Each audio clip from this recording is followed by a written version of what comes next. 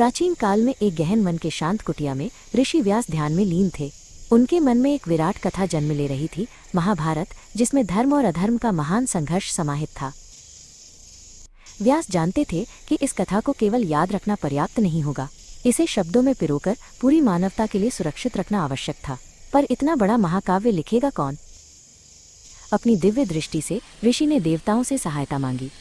उनकी पुकार को सुनकर ज्ञान और बुद्धि के देवता गणेश उनके सामने प्रकट हुए। व्यास ने गणेश से कहा, हे गणपति, ये कथा इतनी विशाल और जटिल है कि इसके प्रवाह को रोकने के लिए मुझे एक ऐसे लेखक की आवश्यकता है जो इसे मेरे बोलते ही तुरंत लिखता जाए। गणेश ने स्वीकृति दी, लेकिन एक शर्त रखी।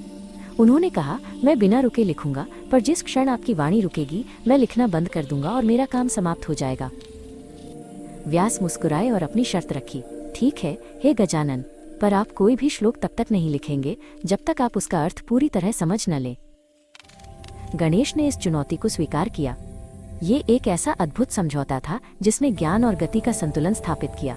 व्यास तेजी से श्लोक बोलते जाते और गणेश उन्हें समझते हुए तेजी से लिखते जाते।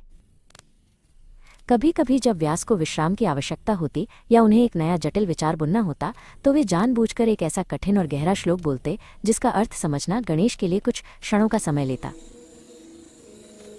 जब गणेश उस श्लोक के अर्थ पर विचार करते तो व्यास को अपनी अगली रचना की तैयारी के लिए बहुमूल्य समय मिल जाता। इस तरह कथा का प्रवाह बना रहा और शर्त भी पूरी हुई। वर्षों तक चला यह कार्य अंततः पूरा हुआ। इस प्रकार ऋषि व्यास की प्रेरणा और भगवान गणेश के अनवरत लेखन से महाभारत नामक अमर महाकाव्य का जन्म हुआ, जो आज भी हमें धर्म, न्याय और जीवन का पाठ सिखाता है।